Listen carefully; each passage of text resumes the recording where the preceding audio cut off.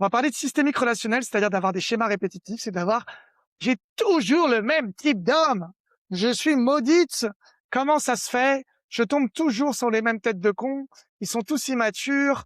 Il y en a aucun qui veut se poser. À chaque fois que je tombe sur un mec bien, il est déjà en couple ou déjà engagé. Comment ça se fait? À chaque fois, je tombe sur un mec, ça se passe bien au début, puis ensuite il me largue. Comment ça se fait? En fonction des femmes, c'est pas le même schéma répétitif d'ailleurs. Ça, c'est une première chose. Et alors, moi, j'ai été formé effectivement sur la systémique relationnelle avec l'école Palo Alto, l'école de systémique. Je vous conseille de lire Paul Watzlawick si vous vous intéressez au sujet, notamment qui est un de mes auteurs favoris. Mais alors, on va prendre sur un autre angle que l'aspect psychologique, puisqu'on est avec Alexandra. D'après toi, d'un point de vue énergétique, universel, d'un point de vue de ton angle de vue, en tout cas, pourquoi on répète des schémas répétitifs en fait? Qu'est-ce qui fait que quelqu'un Ouais, alors a j'ai pas toujours le vocabulaire technique que tu Mmh, utilises. non, je Moi, je parle vais avec tes utiliser des mots. Pas de je vais souci. utiliser des mots plus simples, va dire enfin, ce que moi j'ai déjà vu, déjà ressenti, sur les soins. Donc pourquoi on réitère des situations qui sont similaires? En fait, c'est toujours la même chose, j'ai l'impression d'être redondante à chaque fois. C'est la vibration que nous, on émet. Si nous, on n'a pas réglé nos problématiques, si on n'a pas fait le deuil de notre, passé sentimental, qu'on porte en nous encore nos déceptions amoureuses, on porte encore en nous nos déceptions amoureuses, donc on le vibre, donc on va tirer peut-être des déceptions amoureuses.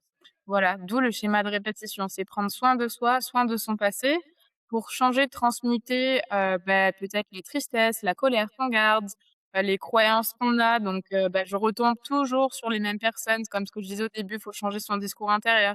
Quand on guérit ses blessures, qu'on guérit ses émotions, qu'on prend soin de soi, on peut changer d'énergie, de vibration et donc on attirera de nouvelles situations. Alors, j'ai une autre question qui va, compléter sa première. Comment ça se fait que les gens ne se rendent pas compte des fois, ou qui sont dans le déni même quand on leur montre, leur schéma répétitif? C'est-à-dire que des fois, je vois des gens où ils me disent: «Ça fait 4 fois que je tombe sur des mecs pris» et au lieu de se dire: «Bah, tiens, ça vient de moi», elles vont me dire, en fait, ce que ça veut dire, c'est que tous les mecs à Paris sont déjà pris, par exemple. Ce qui est pas vrai. Oui. Mais c'est comment ça se fait qu'elles arrivent pas à voir, si tu veux, peut-être c'est un mécanisme d'ego, d'orgueil, un système de protection, un mécanisme de défense, je sais pas, mais qu'est-ce qui fait que c'est aussi dur de reconnaître ça, en fait? Alors c'est qu'elles ont pas compris la leçon. Je sais je sais pas, mais en fait, ou alors elles sont en train de prendre conscience et que là ça s'amène, à changer. Mais en fait, si tu prends pas conscience du comportement de l'autre, en fait, c'est quand ça finit mal que tu te dis: «Ça se passe toujours pareil». Mais quand tu es en plein dedans, tu te rends pas compte que tel comportement, telle action, tel mot, en fait, est pas juste, est pas sain, est pas, équilibré. Donc en fait, tu continues de plonger là-dedans. Mais déjà, fais le bilan la personne qui dit ça, il faut qu'elle fasse le bilan de ce qui s'est passé dans les relations, de quel comportement elle a eu en face de la personne, comment la personne lui a parlé, ce qu'elle a mis en place pour elle. Enfin, en fait, faut essayer d'analyser parce que si le schéma continue à se répéter, ça veut dire qu'elle a pas conscience des leçons que la vie lui propose ou lui offre, en fait, tout Alors, on va simplement. prendre l'exemple, par exemple, de Raphaël Dezelleux, qui aurait le même prénom que moi. J'ai changé le prénom volontairement et qui nous dit, et je prends, son schéma, tu peux te connecter à son énergie: «J'ai l'impression de ne tomber que sur le même type d'homme, pas prêt à s'engager. Comment se changer ce schéma qui se répète encore et encore?» Je vais Ouais. commencer par donner mon avis. Moi, je pense que dans le cadre de cette, Raphaël Dezelleux, c'est parce qu'en fait, elle dit qu'elle veut tomber sur des hommes qui sont prêts à s'engager, mais je pense qu'en fait, comme elle-même n'est pas prête à s'engager, mais qu'elle ne le reconnaît pas et qu'elle a des ambivalences aussi, c'est ce que je vois souvent sur cette question des hommes pas prêts à s'engager. Je crois que les femmes se racontent souvent qu'elles veulent un homme qui soit prêt à s'engager, alors qu'en fait, si on était vraiment à l'écoute de leurs besoins intérieurs, en fait, elles ont beaucoup d'insécurité et que finalement, ça les arrange bien peut-être de tomber sur des hommes pas prêts à s'engager. Et je pense qu'on est attiré aussi par des hommes, comme tu dis, qui correspondent à notre vibration. Et donc, en fait, finalement, comme elles sont pas prêtes à s'engager, elles sont aussi face à des hommes qui sont pas prêts à s'engager, même si elles racontent. Et c'est la différence entre ce qu'on dit vouloir et ce qu'on vibre, parce que je pense que c'est pas clair pour beaucoup de gens ça. C'est-à-dire qu'il y a le cerveau qui dit: «Je voudrais quelqu'un qui est prêt à s'engager», mais la vibration ou l'énergétique dit autre chose, en fait. Mmh. Et moi, j'aimerais partir à l'origine, elle, de son passé amoureux. Comment s'est passée sa première relation? Vraiment comment elle le garde. j'avais 2 notions qui me disaient, c'était le lien avec le père, plus de voir l'état du lien et de voir, comment s'est passée la première relation. Est-ce qu'elle se sent en paix avec son passé ou pas? Voilà, généralement, ça peut être aussi, 2 premières, et enfin 2 premiers travaux, à étudier, à libérer, voilà, à transmuter, quoi. Oui, alors regarde, je vais te dire exactement ce qu'elle nous dit, comme ça te donne des éléments en plus parce que je sais que tu as cette capacité de canaliser. Alors bien sache que c'est pas son vrai prénom, hein, bien sûr et elle me dit qu'elle a des enfants à charge, que, elle a beaucoup de difficultés financières, que, elle a du mal aussi à accepter d'être aidée et qu'elle pense qu'elle va se débrouiller toute seule aussi. Voilà ce que je peux te dire aussi sur cette femme. Beaucoup de enfin dans ce qu'elle décrit, c'est plus les difficultés qu'elle surmonte et là, du coup, ses croyances, enfin, c'est pas des croyances, c'est vraiment, l'état actuel de qui elle est. Oui, c'est les croyances un peu quand même aussi. Ouais.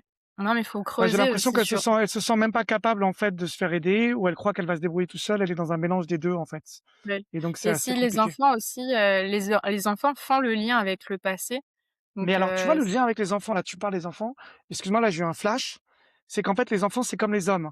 Là, elle se sacrifie pour ses enfants, elle dit: «Je dépense tout mon argent pour mes enfants» et je suis quasiment certain, puisqu'on parlait de dépendance affective, qu'avec les hommes, ça doit être à peu près pareil. C'est-à-dire quand je suis avec un homme, je vais tout donner pour cet homme et je vais mettre quasiment ma vie de côté. Je suis quasiment mmh, certain. ouais, oui, se sacrifier soi, quoi, en fait, au final. De pas Voilà. réussir à prendre sa place. Ouais. Voilà. Alors maintenant, si on parle des schémas répétitifs au niveau donc l'école Palo Alto dont je parlais, les schémas répétitifs, on dit, pour la petite anecdote, qu'il y a 4 façons d'en sortir. Un, je quitte la relation, bon, mais en fait, on risque de retomber sur une relation qui ressemble, puisqu'on n'a pas réglé le problème à la racine, comme tu disais. 2, il y a la possibilité, quand les 2 personnes sont suffisamment capables, avec de la remise en question et de la CNV, donc la communication non violente, de communiquer à froid et non pas à chaud, en se disant: «Tiens, est-ce que tu as observé, Alexandra, qu'on répète quelque chose et ça fait 4 fois qu'on a le même problème? Toi, tu veux, je sais pas, aller vite et moi lentement et en fait, à chaque fois, on s'engueule par rapport à ça». Donc là, on arrive à avoir une conversation d'adulte à adulte, où on prend de la hauteur sur un schéma répétitif et même dans un couple, on peut réussir à libérer des choses si les 2 sont capables de cet, état d'esprit d'introspection et de communication calme, sans rentrer dans des rapports de force. Il y a le numéro 3 qui est un peu drôle, mais qui est superficiel, qui est de se dire: «Qu'est-ce que je fais si je fais l'inverse?» Donc par exemple, une femme qui en ferait trop, elle pourrait essayer de se contrôler pour essayer d'en faire moins et d'envoyer mon message, mais ça reste du contrôle, ça reste extérieur, ça reste une méthode de: «Je vais mettre un masque de la fille qui en a rien à foutre», alors qu'intérieurement, j'en ai pas du tout rien à foutre, mais je fais semblant et ça s'appelle dans la méthode 180° Palo Alto, c'est-à-dire que je fais le chemin opposé, tu vois, 180°. Je fais demi-tour et ce qui est le plus efficace, c'est bien sûr ce que tu as dit, c'est-à-dire voir qu'est-ce qui m'active, en fait? Qu'est-ce qui m'active? Qu'est-ce qui qu'est et on parle pas forcément de blessure parce que les gens vont dire: «Ah, j'ai pas de trauma moi, ça va». Mais même si c'est une petite activation, ça t'active et là, on avait le schéma de une femme hier qui me disait, «Le mec, il me répond pas, s'il me répond pas, typiquement, c'est qu'il en a rien à foutre, qu'est-ce que je dois lui écrire pour qu'il réponde?» Et moi, j'ai regardé son message et je lui ai dit: «Mais en fait, juste il est occupé là, hein, ton message il est normal, il va te répondre dans un jour ou 2. Il y a pas besoin de lui réécrire». Ouais. Et donc ce qui est intéressant, c'est pas qu'est-ce qu'elle doit lui écrire ou est-ce qu'elle arrive à canaliser ses émotions, c'est pourquoi ça l'active autant de pas avoir de réponse pendant juste un jour, en fait. Pourquoi ça Mmh. la met dans un état pas possible. Ouais, Voilà. important quand même. Donc oui, c'est important de prendre soin de ça, de soi, pardon, de changer ses habitudes, de changer son énergie et de régler, bah, les problèmes qu'on a vécus pour, changer notre avenir, voilà. C'est hyper important. Sinon, si on n'effectue pas ce changement, beh, rien ne va changer par miracle dans la vie. On va finir par attendre, attendre, attendre et en fait, rien n'ira vraiment dans le bon sens. Donc reporter à demain, c'est pas la solution. Exactement et se sacrifier pour ses enfants non plus et il y a tout à fait la possibilité pour ceux qui voudraient démarrer avec nous, de faire des paiements bien sûr en plusieurs fois. On propose même pour ceux qui veulent d'abord découvrir, de faire une première séance puis ensuite continuer avec le programme. Donc il y a tout à fait la possibilité d'expérimenter pour des budgets très limités et de voir ensuite comment on avance, main dans la main. Notre but, c'est avant tout de voir si on peut aider la personne et pour savoir si on peut vous aider, vous avez un audit gratuit qui va s'afficher, patate sous patate soin, avec un petit lien. Vous prenez rendez-vous. Vous avez, 1/2 heure, 3/4 d'heure de rendez-vous avec moi ou un membre de l'équipe et ensuite on voit si effectivement on peut faire démarrer la voie du cœur qui reprend un peu ses étapes. Parce que dans le premier, on va commencer à guérir les blessures et les traumas et on va voir aussi les schémas répétitifs au niveau psychologique. Et puis dans le mois numéro 2 et 3, on va apprendre à s'ouvrir, non pas parce qu'on se sent seul ou parce qu'on est frustré, mais dans un élan joyeux. Et dans le mois numéro 3, on verra aussi la communication qui est aussi une des façons de sortir des schémas répétitifs. C'est d'arriver à comprendre ses besoins et d'arriver à comprendre les besoins de l'autre et à communiquer dessus aussi parce que des fois on n'ose pas dire non, on n'ose pas dire oui, on a peur de recevoir, on ne sait pas comment demander, on a l'impression que l'autre est un con, mais on n'arrive pas à voir le besoin derrière, on a du mal à reconnaître ses besoins et les besoins de l'autre, on s'affirme mais on a de la culpabilité, donc tout ça, ça se travaille aussi. Voilà, c'est ça la bonne nouvelle. Et ça change, ça transforme. Ça transforme et on aura un grand plaisir à vous accompagner. Mmh. Voilà, merci. Merci.